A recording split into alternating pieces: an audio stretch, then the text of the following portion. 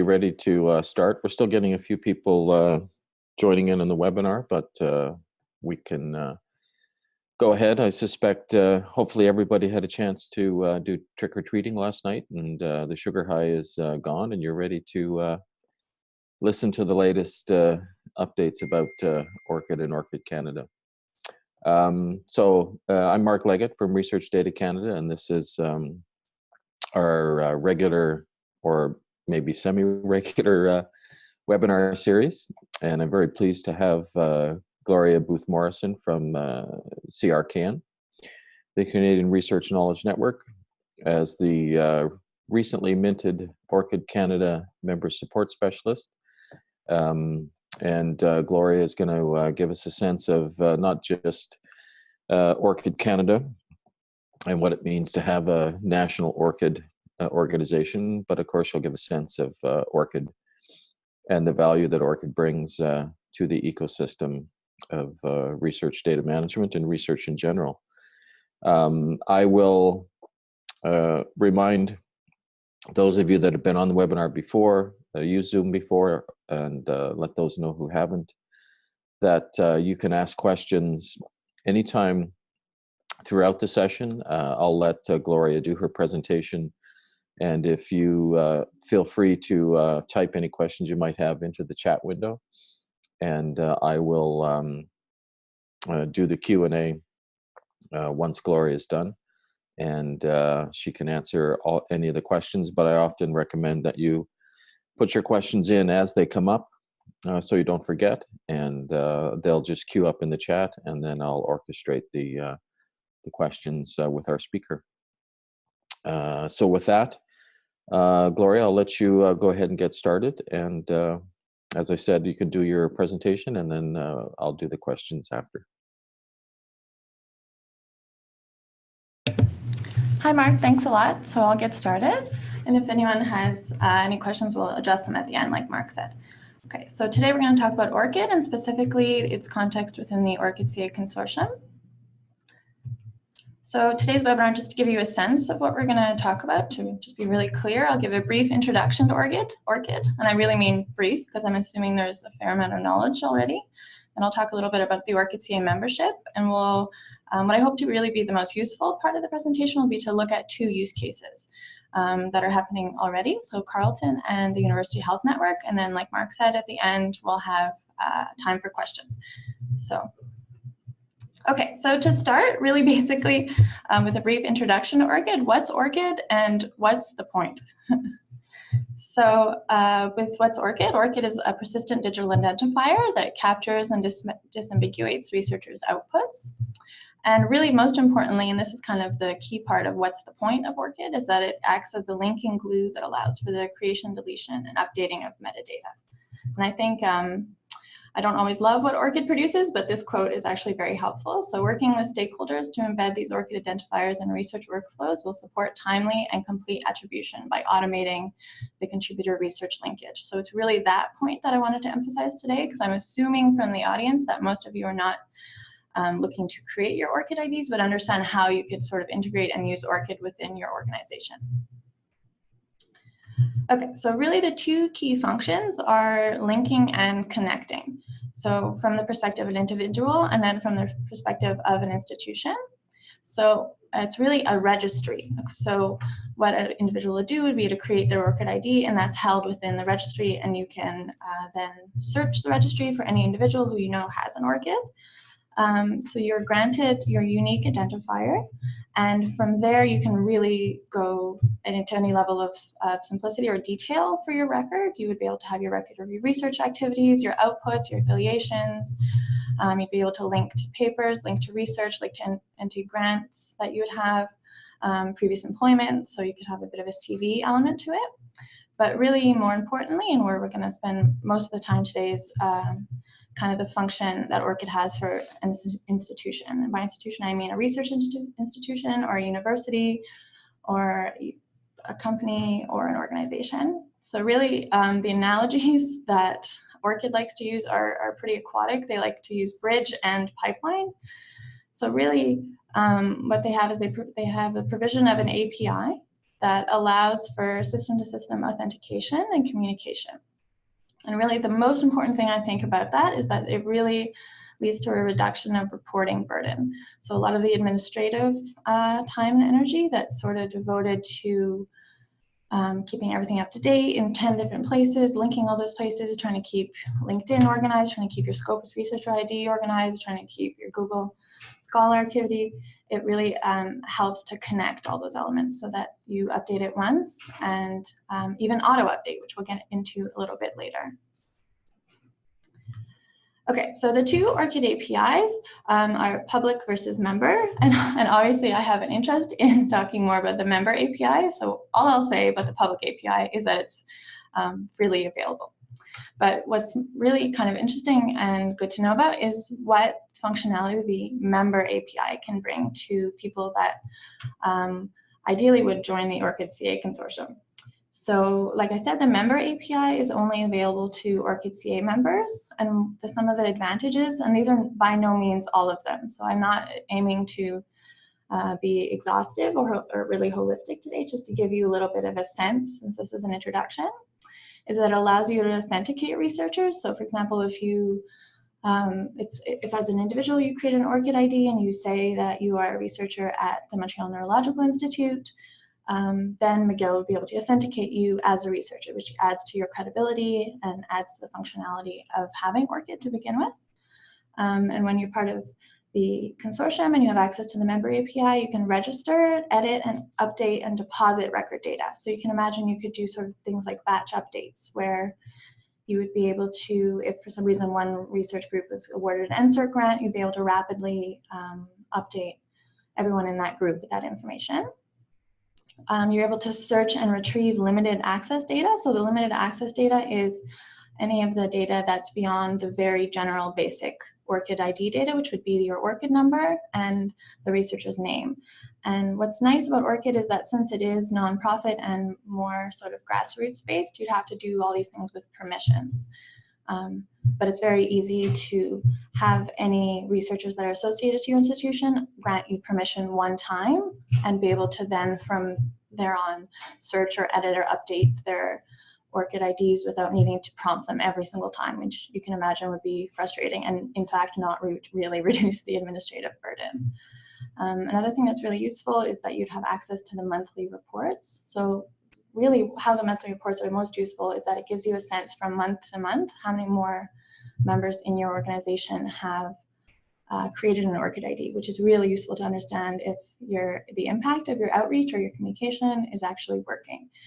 So if you've done a lot of outreach and your monthly report suggests that you are not in fact getting new ORCID IDs, then that gives you an indication about how effective your approach is being or not.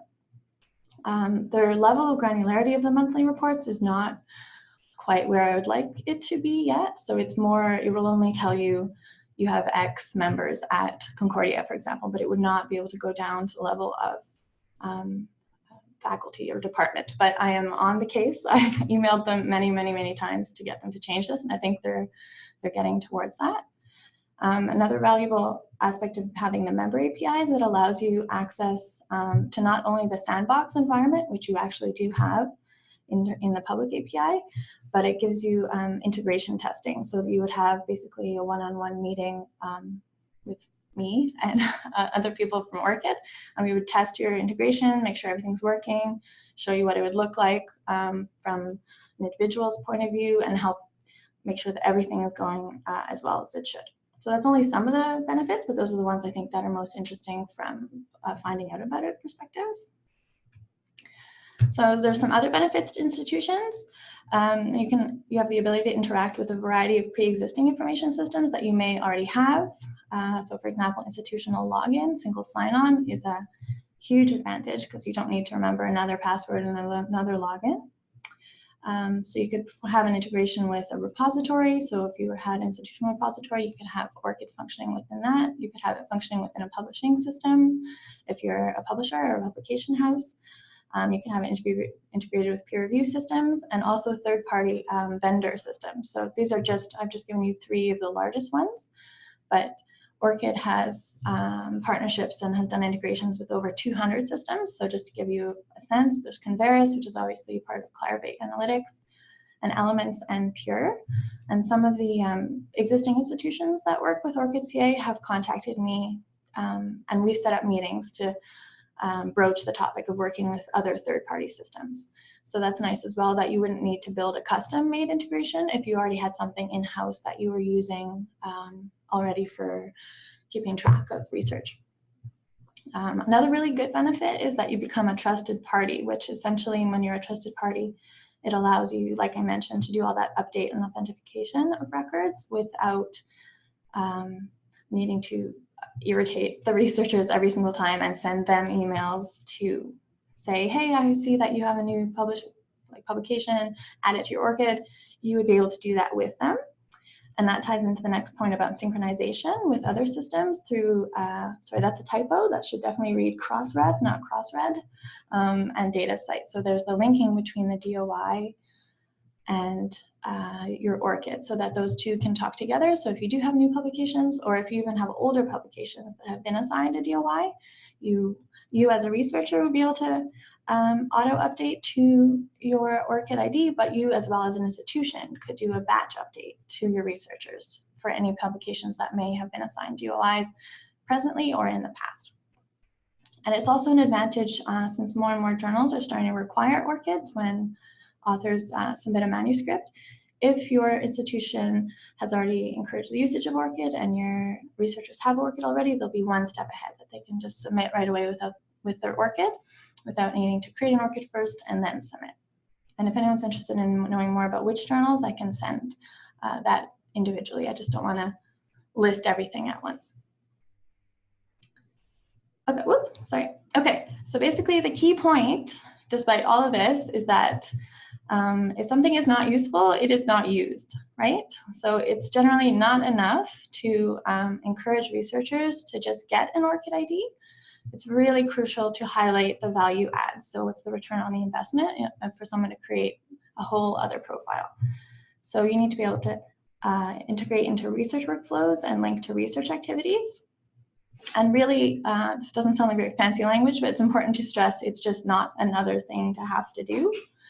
And then if researchers do create an ORCID ID and they're working within institutions, which are working hopefully within the Canadian ORCID Consortium, a lot of this administrative labor is relieved. There's also system-to-system authentication that allows for trusted relationships. We covered that a bit. That will automatically update researcher's ORCID record with metadata.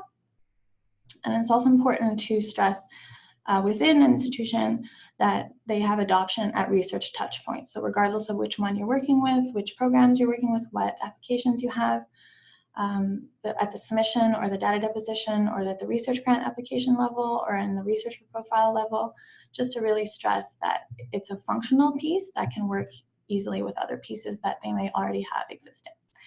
And then auto update, I've put that in all caps because I think that's the most saleable part. That's the high sell point, that people can sort of create their ORCID, leave them alone, set up the permissions for who and what can interact with their ORCID, and they can come in and check back on it, but they don't need to do all the labor themselves, especially if you have a late in life researcher who already has a ton of publications. They may not be interested in individually adding those. And especially if you're at an institution, you may not be interested as a librarian to add each of those, because I have worked as a librarian and that is not something I would like to do. And then for the paranoid among us, only the ORCID ID is actually publicly available. So even if you've made your institution a trusted party, and even if you've assigned a trusted person who is allowed to perform changes to your ORCID ID, all other data pieces can be marked as non-public, and they wouldn't have access to those unless you granted them permission. So that can help for people that would really prefer to do all the administrative burden. I don't know who those people are or why, but it's good that that's possible for them. Okay, so now more specifically onto the ORCID-CA membership. And I've broken it down into 3 pretty basic questions: why, who, and how. So basically, why would you join? Who has already joined, and the who is also who am I, and how do you join? Okay.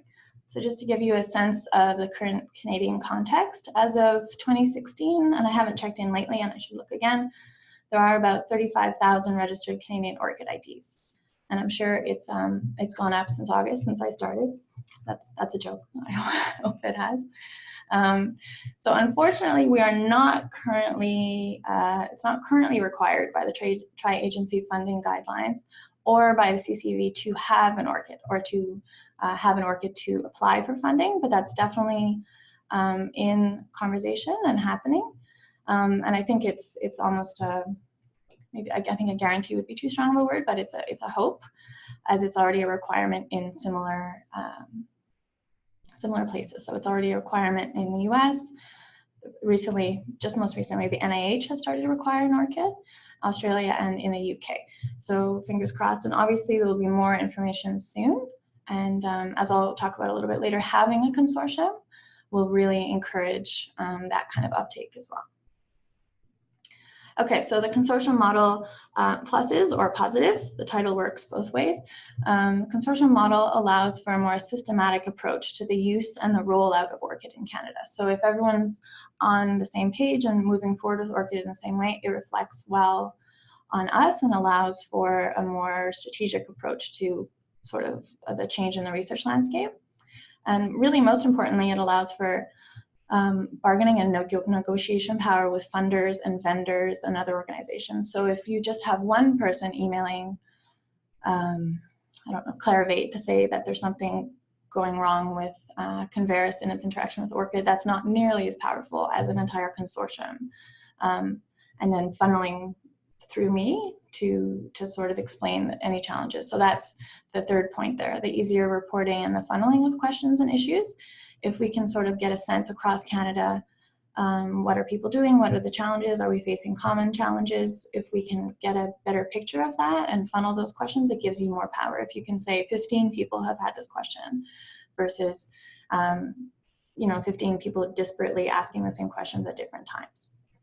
And the consortium model really helps, obviously, as evidenced today, with partnerships with other interested parties like RDC or Canary or CASRE or Carl or anyone else who might be listening. So then specifically some of the benefits of ORCID-CA membership, access to the member API, which I've quickly glossed over, but you have a sense of what a member API does. Access to the monthly reports, which I also outlined a little bit. And then assistance from the member support specialist. So that's me, in case it's not become clear. So what I do is kind of a combination of liaising. So I would help with any interactions between ORCID Canada members and the larger ORCID governing body. Similarly, I would help with relationships between ORCID-CA members and the vendors they're trying to function with, or the products they're trying to build their integration with. So for example, I've helped make linkages between University of Calgary and Clarivate, or I've talked, helped with Dalhousie, trying to sort out Romeo, which is the product they're using for their repository. So it just really, really serves to help people as much as I can. And I think it's a really interesting role, and it's important to have that kind of communication go through one person and keep track of everybody's integration and do a little bit of a combination of babysitting and, hey, what's going on here? How come you haven't done your integration yet? Which helps. So like I said, it's a link between institutions rolling out similar integration. So that's also really important. If one organization or institution is using a certain product to build around their integration, it doesn't make a lot of sense to not share that information with another institution that would be using it. So for example, if two places are using DSpace, that would be a good opportunity. Or if two institutions are using the single sign-on, what kind of barriers they faced, challenges they had with federated access, or things like that. And then access to promotional and communication materials, which are I am still making. But would really reflect ORCID in the Canadian environment, because ORCID is a very large international organization, and a lot of their documentation has kind of a quite global slant. And I guess the last one, not to be crass and take away from the intellectual value of a membership, is that it is a lot cheaper to have a membership to ORCID. if it is done through the consortium, which highlights the point of better buying power and negotiation through consortial buying. Okay, so who are the current members of ORCID-CA? Right now we have 31 members, including universities and research institutions. So I've listed the 3 research institutions, but obviously not the 28 universities. So the research institutions are NRC, the National Research Council of Canada, OHRI, which is the Ottawa Health Research Institutes, and UHN, which is the University Health Network. And then if anyone's interested to know what the 28 academic institutions are, I could probably rattle them off now, but that would be kind of weird and boring. So if anyone wants to know that, you can just ask me after.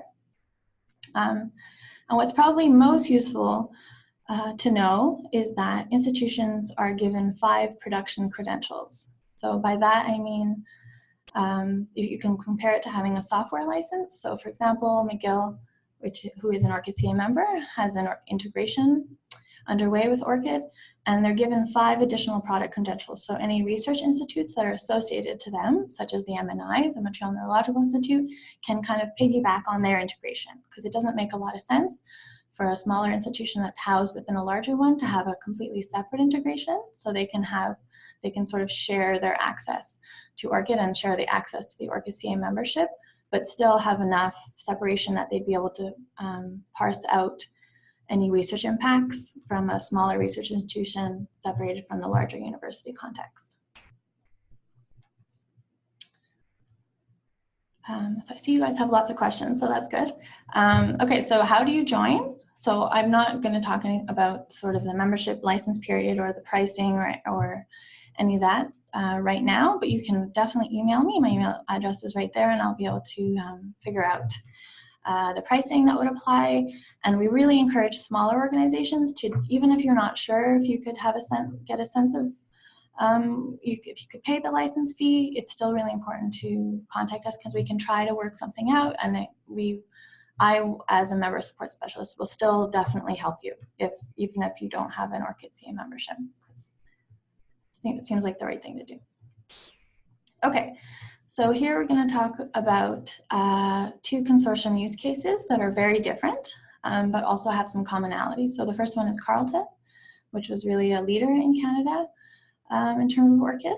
They had ORCID before ORCID-CA existed, so they're a really good source of information, and the University Health Network. So I've chosen one university example and one example at a research institution to show some of the differences and some of the commonalities. So we'll start with Carleton.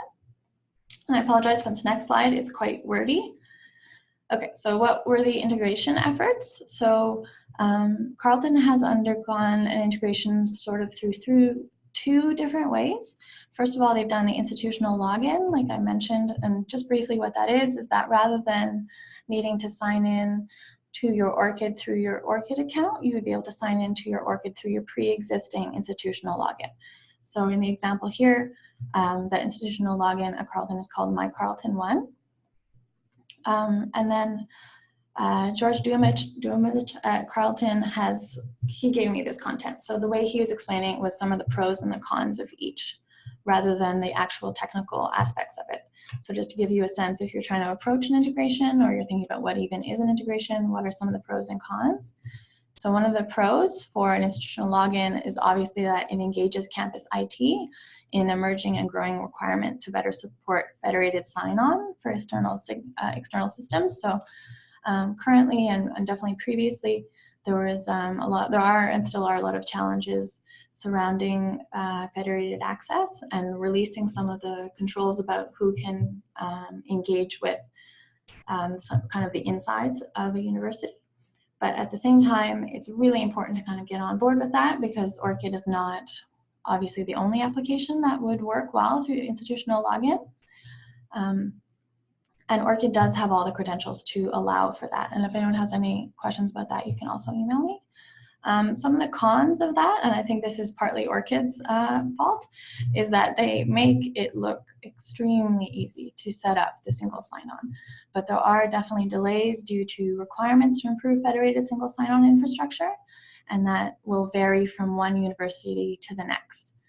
And if anyone has questions about that, or if you're not sure about what your current institution's level of federated access is, you can always email me as well, and I'll check that for you and tell you what it is, because that's the most important thing to bring to an initial discussion with IT, to say, you know what, we're already totally set up, we can do this. And that will maybe reduce some of the initial no reaction you will probably get. So the second way they're integrating is through their institutional repository.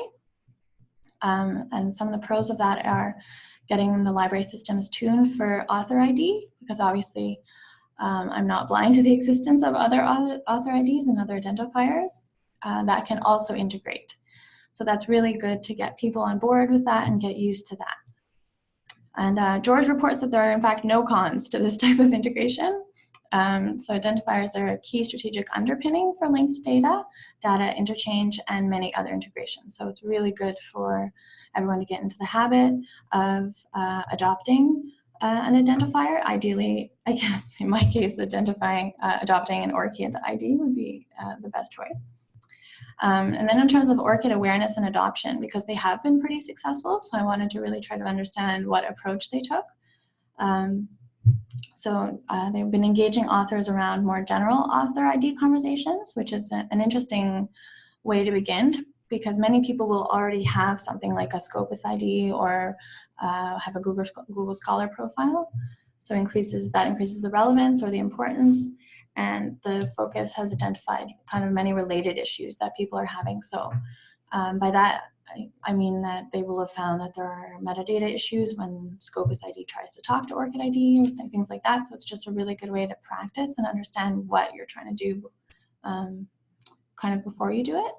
And the way they're doing it is that they're working in a focused small group orientation. So you can really tune the message and then sort of identify champions within departments, and testing issues with individuals. So by that I really mean one-by-one test cases, to say, okay, so if someone has 100 journal articles and 50 of them have been assigned DOIs, 50 of them haven't, how easy is it to auto-update their profile actually?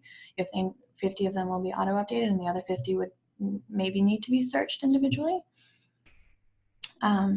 And really the con, and I don't know if this is so much a con, but really just the reality, having really begun to work with lots of different universities and institutions on their integrations, is that it is a longer term initiative. It doesn't happen quite as quickly and magically as ORCID would have you believe. And I think that's okay and it's honest. So it's good to know that it does take a little while. And if for some reason you have not begun an integration, or if you're one of the ORCID-CA members already, I know that you haven't, but I'm not mad. And it does take a lot of work, and it is quite a setup, and there's a lot of decisions to be done. So I don't know if so much as that's a con. And really the only negative would be that ORCID can be seen as another admin task by some. So that was the kind of intellectual and administrative burden we were talking about. But hopefully with some of the issues I addressed in the previous slides about auto-update and the chance to have trusted parties that really help populate the ORCID ID for the researchers, that should help alleviate some of that. And here's just an example. So this is just a screenshot of one researcher at Carleton, and this is within the institutional repository. So what you can see, I don't know if you can see my mouse, but here we have some information about a specific article that Professor Story has written. And you can see here up in the corner, this is what we were talking about, that they have linked to several different identifiers. Okay, and that can really help because the level of metadata across the identifiers will be different. So ORCID ID could have some things metadata things, metadata that Scopus ID would not have, and vice versa. So it's really interesting to see the chance to integrate and use ORCID as just one of the things that you might be using within your institution. And I provided the link at the bottom of the slide so you can see it live as well, to go and look at some of the differences between those types of identifiers that are in that box in the corner. Okay, so then to change gears completely to our second test case, it's the University Health Network. And this is to highlight a different approach and a different sort of environment. So they had a very project-based approach, which you can see sort of would be the difference at a research institution versus at universities, where often ORCID is being undertaken in the library, where there isn't the same time and resources, and we have 25 to 35 projects happening versus in an environment where they really have a devoted project management team. So the University Health Network is Canada's largest research hospital, and their project goal for their ORCID integration was to streamline research reporting and updating activity, and to really attempt to reduce the administrative duty and cost required from PIs or principal investigators. So the key things that I think, and I think UHN would agree, that led to their success so far has that they really had that buy-in from the top. So they had executive level commitment, which obviously really helps. They had a devoted project team, and before undertaking their integration, they had a sense or an evaluation of the current ORCID uptake.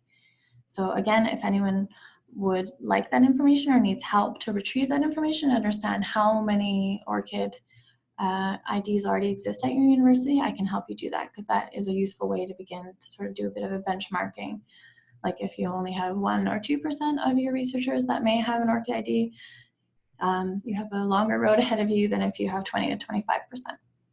And it could also kind of, if ORCID ever listens to me and gives me the higher level of granularity, then you could identify which departments you should begin with. So again, UHN highlighted a similar challenge that Carleton did, which is really if it's at the funder level. For example, obviously for UHN, their most important funder would be CIHR, the Canadian Institutes of Health Research, that if there was a mandate at the funder level to have ORCID and to engage with ORCID for funding and grant submissions, that would really encourage uptake. So we're very hopeful and confident that maybe before the new year, we'll have a sense of if we're moving in that direction in Canada. So what they specifically developed was a UHN ORCID portal. So it's a development of an opt-in portal to facilitate ORCID registration. So the reason it's called opt-in is because of the grassroots sort of perspective of ORCID, where you cannot create ORCID IDs for everyone in your institution. They must opt into the process of an ORCID, being not assigned to them, but they opt into the option of you populating a pre-existing ORCID ID for them. So the portal helps to do that because it's an internet institutional login. So again, we have this institutional login concept, which facilitates profile authentication. So that means that if someone had an ORCID ID, but they hadn't deliberately linked it to UHN, or they kind of had roles both at U of T and UHN, that they would be able to authenticate directly to UHN, which would help them at UHN capture the research outputs of their researchers specifically and separately from U of T, right? And that's what I mean by the mapping of affiliation information. So the opt-in portal allows researchers to quickly register for an ORCID ID if they don't have one. It allows them to link to a pre-existing ORCID ID if they do have one, but they just haven't attached it to UHN yet. And it helps them also link to other digital identifiers that they may have, for example, a Scopus author ID or a researcher ID. So we can just look at that. And so this is what it's going to look like when they go online, which should be very soon. So you can see that it's very clear and it's really very helpful. So you can see right away that you have those options to create an ORCID, connect your ORCID, or link to other digital identifiers. And you can see right away that you are not required to log in and use your password that's associated with ORCID. You log in with your pre-existing U of T or UHN institutional login. So you can see right away you're going to get a much better buy-in because people go to one place, they put in the information they put in 50 other places, and they can quickly get set up with an ORCID or link their pre-existing ORCID. So I think that's a really, really smart outreach approach. And then just to show you a little bit what it looks like inside, and Ruth Codron, who is the real lead on this at UHN, has gracefully allowed us to look at hers. So you see here that if you had, you have those two fields where you'd be able to add and search for a research ID if you had one, and add and search for a Scopus author ID if you had one. So that really, really helps. And then you can also add other ones or social identifiers as well, like LinkedIn, and that helps with keeping everything straight in one place without a lot of administrative work. So I'll obviously answer questions now, but this is my name and my contact information for people that have any questions that they think of after the webinar. And I can tell there's lots of questions, so I'm glad I left time for questions. So I think I'll get some help to find out what the questions are. Thanks, Gloria. Yeah, you're right. There are a number of questions, one or two of which you answered after they were asked, but I'll come back to them in sequence here. So I'll just go through them. There are two questions from one institution that is implementing ORCID locally, and one of them you responded to. It was related to the number of ORCID integrations they can do, and you indicated that was 5. The other question was related to the lack of deduping in the ORCID system, and I'm not sure, we may need a clarification on that, but I'm assuming based on the question that which is that the main issue with the ORCID API is the lack of deduping.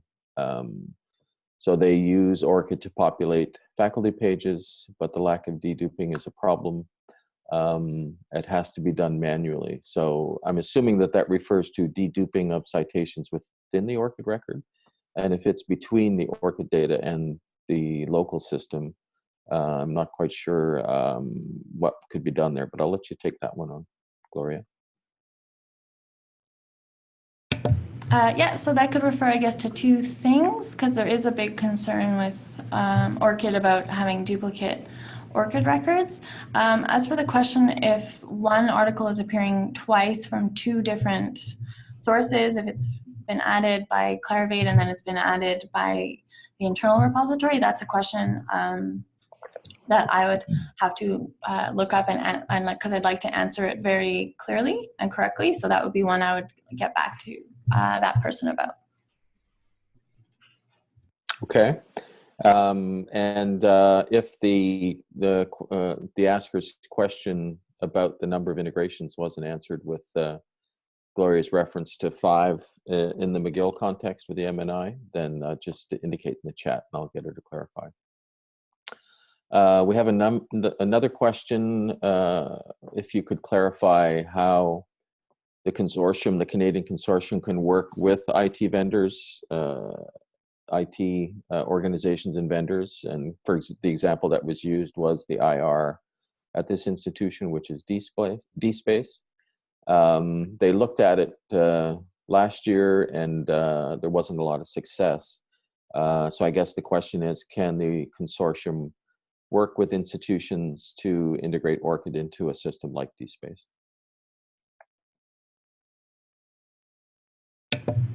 Yeah. So that's a good question. That's a definite concern, because I know more than one institution across Canada is attempting to do their integration through DSpace. And then if someone is having a challenge with DSpace, we would right away set up a meeting. That's what we've done in the past with other types of different licenses or softwares or programs that people are trying to use. So I would talk to the institution first to get a really clear sense of what they've tried to do, what steps they've already taken, what error messages they're getting, what problems they're having, sort of put together a bit of a package to make sure that, let's just say UVic, I know, because I know UVic is trying to use DSpace. So I would talk very clearly with UVic and get everything straightened out between the two of us so we were on the same page, and then set up a meeting with DSpace and the head office ORCID to facilitate a conversation, to encourage them to, maybe they have to update something on their end to allow ORCID to work better. So it's really, my role is to connect people and make sure all the information is really clear and try to highlight, we don't just have this problem with one place. We've had several different institutions ask the same question or face the same challenge. So it's really to act as that liaison role and to kind of get to the bottom of what's going on, because sometimes if someone emails DSpace directly, they won't get an answer. But if they're asked to meet directly with the head of sort of community outreach at ORCID, they will be a lot more responsive. And Gloria, I'm surprised there isn't already DSpace integration for ORCID, or is there, and then maybe it just doesn't work depending on, or it's not there depending on your version. Can you clarify that one? Yeah, so ORCID on their webpage lists lists DSpace, but they specifically list it as a non-member integration. And by that, they mean that oftentimes if there's a third party, they will not, a third party vendor, like I mentioned, like Converis or Pure Elements, they will not require an institution to set up a custom built integration. So what they mean when they say that DSpace is a non-ORCID member is that they recognize that it is a vendor product, but they would not consider an integration with DSpace as a third-party vendor. So they would still require an institution to build a custom integration. Okay, and again, the person who asked about the DSpace piece, if you have follow-ups, feel free. The next question was related to the 35,000 number that you referenced from 2016 as to the number of ORCID IDs from Canada. Is that individuals or via ORCID-CA? Yeah, so that's just an individual account.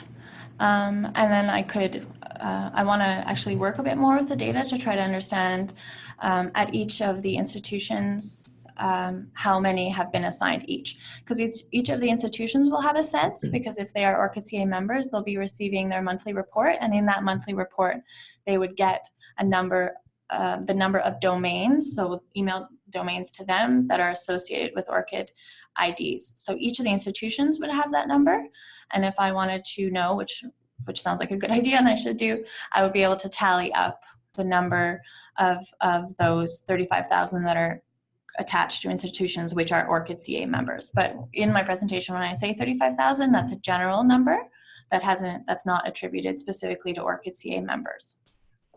Yeah, and as the person who helped derive that number from ORCID, that 35,000 plus was the number of ORCID IDs with an email address using the .ca domain.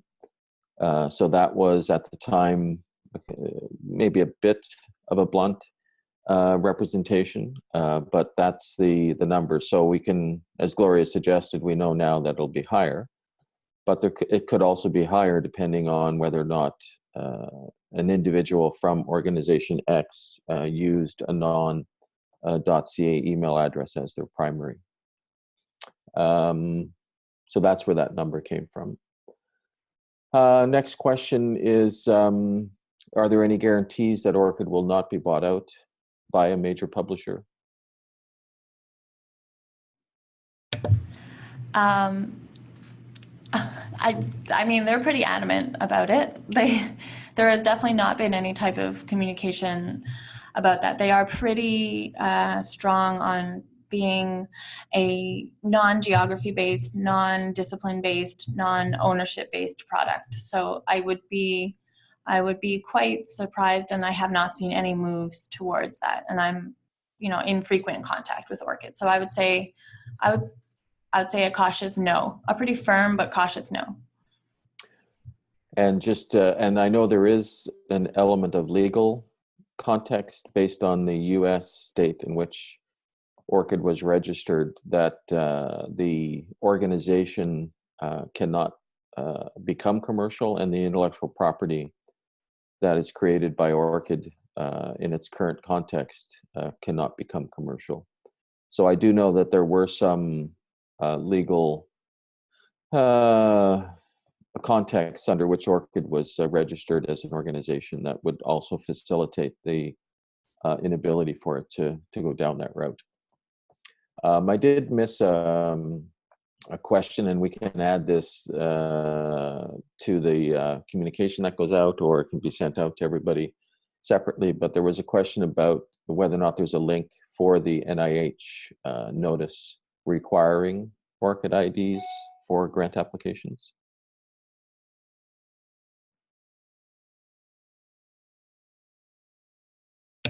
Sorry, can you just repeat the question? It was kind of going up a little bit in and out. The question is, I think you made a comment about NIH requiring ORCID IDs for funding applications. Do you have a link for that? Yeah, sorry, I can send that out after. Yeah, it's just brand new, so I don't know if I have sort of an inside track on that, but I will send out any information I can find. Great. Another reason to join ORCID Canada. The mapping of institutional logins that you used in the University Health Network example, can you elaborate a bit on how or what it means to map an ORCID ID account to one institution over another? Yeah, so basically if you don't have an integration, you may not, and it's so complicated when you get into a very large institution like U of T, where the same researcher might be affiliated with 2 to 5 different organizations. So if you can understand more clearly kind of what institution they are applying for their grants with, what institutions they are tending to publish their name under, which email address they are using on those grant applications, which email address is associated, and which sort of is attributed to those.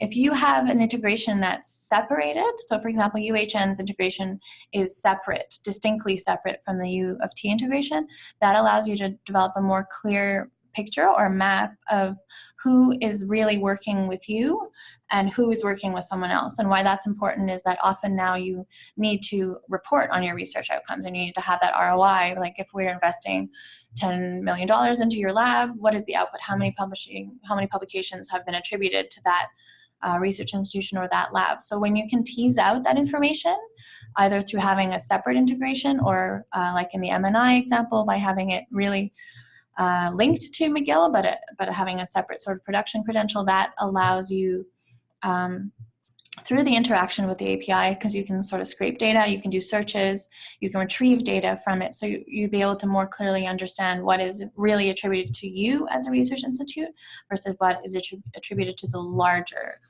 university. So it's that ability of the API, the premium member API, that allows you to interact on a higher order with the data that is existing within the registry beyond just searching. Because you can imagine if you just search the registry, it would be impossible to get that kind of level of information. Okay, and there was one clarification from one of our listeners who was at a meeting about ORCID and the question regarding ownership and the potential to go be bought out by commercial entity. It was clarified, one of the clarifications was that the entire membership would have to vote on being on that happening, so it would have to be a unanimous decision. So I suppose that's another protection against the commercialization of the ORCID data technology and brand. I have one.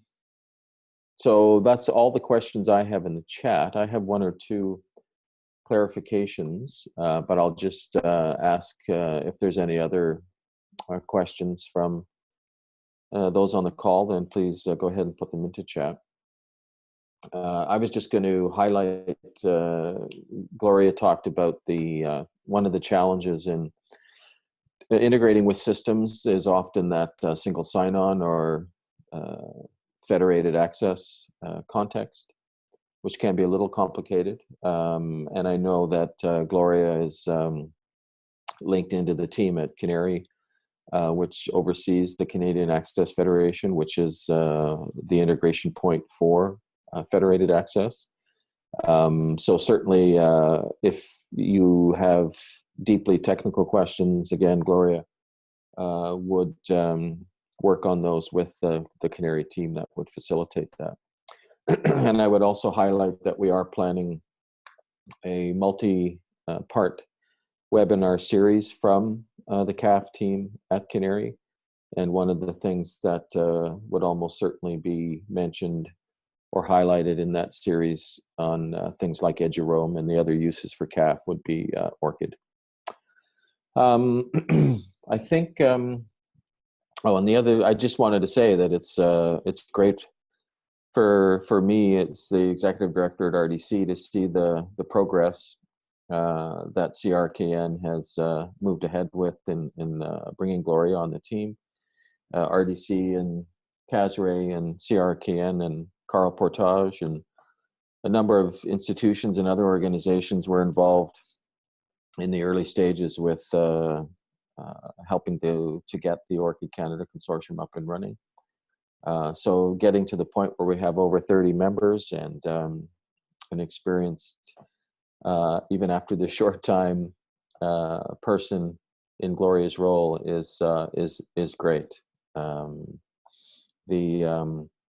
So again, it's nice to see that progress, and I can also say that RDC continues to actively facilitate conversations with funders and other organizations to encourage the adoption of ORCID as a standard identifier in Canada. So I'm hoping that we'll see progress on that in the not too distant future. Yeah, that would be great. Also, I didn't mention at the start that Gloria is also happy to receive French questions. If you have questions and you prefer to write them in French, please do. Or of course, you can email Gloria after the webinar, or email me, and we'll get those questions answered for you. Any other questions? And maybe what I'll do is pass it over to Gloria and see if she has any final comments. And then I'll just come back on just to highlight the RDC webinar series. Gloria, do you have anything else to add? Yeah, thanks, Mark. Just to highlight that, just for trivia, and it's kind of interesting, the legislation is all done in the state of Delaware, and that's very specifically done for those legal reasons about not being able to be purchased. So it's kind of neat just to know about. And really, anybody who has any questions, ORCID-CA members or not, anybody that they know that they're never going to be ORCID-CA members, you can still just email me to get any kind of help, because I am obviously not a technical person, but I'm really intended to be sort of the communicating link, and that is a really useful thing to sort of help people get together and get answers, and that's really my goal. All right, thanks, Gloria. I don't see any additional questions. So what I would like to do now is close the webinar by thanking everybody for attending and highlight that we are working on, I mentioned the CAF one, we're continue to work on additional webinar series sessions. So if you go to the RDC website and go to the webinars button, then you'll see some of the ones that we have planned coming up. So thanks all for attending, and thank you, Gloria, for the excellent presentation. The video, audio of the full session will be available on the RDC website shortly, and all of those who signed up for the webinar will get the message when the slide deck and Gloria's audio are available. And our final comment there is a thank you to Gloria for the presentation and CRKN and the membership opportunity. So thanks, Gloria, and thanks everybody for attending.